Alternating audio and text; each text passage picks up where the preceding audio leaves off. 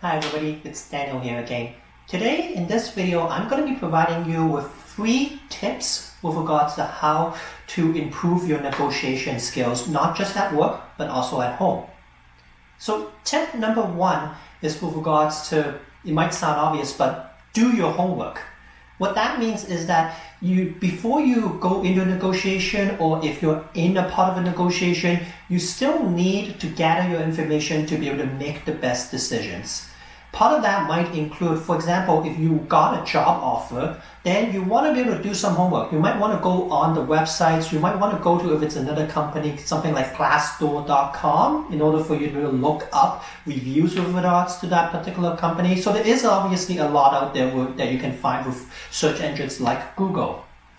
The other parts associated with doing your homework is that when you're negotiating with another party, make sure that you're asking probing questions. If you're given a job offer, ask them with regards to questions such as, what is the flexibility? Ask about what is the person who's hiring you, what is their plan? What is the possibility that they'll be moving up in the company and how that might impact your career path down the line there. And then the last piece associated with doing your homework is that instead of talking just to the other person on the other side of the table, is that you should also reach out to some of your peers. Currently in my role as Society Unit Director there, I've helped tremendous amounts of not just Society employees about their jobs, but also about PWU employees who are interested in coming into Society jobs. I've helped Society employees who are interested in with regards to looking at possibly pursuing a career path or a next step as an MCP or management employee. Or I've even helped one Hydro One employee who was able to get a job offer at OPG, but they weren't sure with regards to what the health and dental benefits were at OPG. So I reached out to some of my contacts at OPG and I got them the relevant information. Tip number 2 is with regards to a little quote that I stole from a book that I'll put inside my link, inside the details of the video here as well too. It's pretty much summarized as, no deal is better than a bad deal. So I really think this is a key piece of a frame of mind that people need to carry when they go into negotiations. No deal is better than a bad deal. This is the way with us to be able to defend our position, to know that we're negotiating fairly and we're negotiating from a position of strength. There are a lot of times when you're negotiating with another party, they will set an arbitrary deadline and ask that you have to accept all the terms as is, otherwise the deal will expire. Quite often, those deadlines that's in place are actually not really deadlines at all. So we have to be cognizant that deadlines, quite a lot of times, is arbitrary. And if we don't rush into a deal, we take this approach, we do our due diligence, we make sure the fact that we come to the table, we work cooperatively with the individual. A lot of the times, if you follow tip number 1 and you did your homework as well too, there's a lot of things that can actually be worked out in order to make sure that you don't get stuck in a bad deal.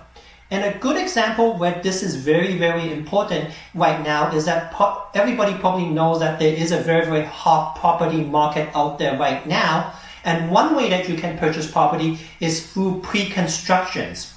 If you're purchasing a condominium property, there would be a 10-day cooling period when you can take the information to review that with your lawyer in order to be able to make sure that the contract says what it is and that your rights are protected.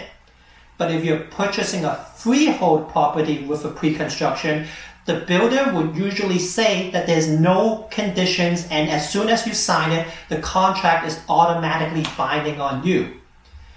As somebody who's purchasing this, it is actually possible for you to negotiate with the builder, and instead of accepting that the contract becomes binding right away, normally if it's the first time that you're there and you are sincere with regard to moving forward and you have the necessary deposit, possibly a bank draft, you might be able to negotiate with the builder to ask for at least 1 or 2 business days so that you can take the documents home in order to review it.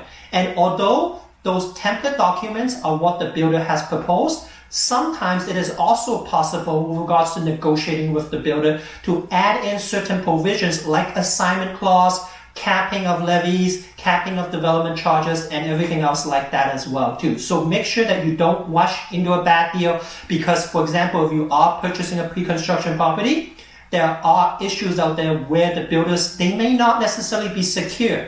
There are examples of builders who actually goes bankrupt and you might have lost your money and so you don't want to get yourself into that. And then the last piece that we have here from our third tip today is with regards to always use emotions to your advantage.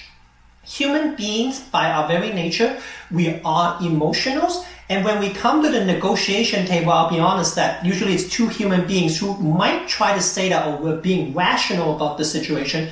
But I'll be fair and say that we are usually impacted by our emotions to a certain degree as well too. So I'm going to use an example where if you're at home with a partner and you have some kids, and for example, let's say that you wanted your partner to be taking care of the kids for the evening so that you can go out to enjoy an evening with your own friends. Your chance associated with the success that your partner will agree to take care of the kids is proportionally higher if you read the body language of your partner, listen in with regards to how they are doing emotionally for that particular case. If they are in a happy mood, then the chances of them saying yes is significantly higher. If you know the fact that they're in a lousy mood, then maybe think of a way to make them happy before you think about asking for a favor like that as well too. So once again, hopefully I hope that these negotiation tips will be able to help you a little bit more with regards to not just your work life, but your day-to-day life as well too. So once again, in summary, the 3 tips are: do your homework, no deal is better than a bad deal, and use emotions to your advantage. And one last thing about emotions, as I said, it's not just the person that you're negotiating with that can get emotionals, but for yourself, sometimes we could be triggered emotionally as well too. And usually it's a good idea to take a break, at least 20 minutes long, to cool down and get a rational mind before you go back to negotiating with somebody else there as well too. Thanks a lot, everybody. Have a good one then.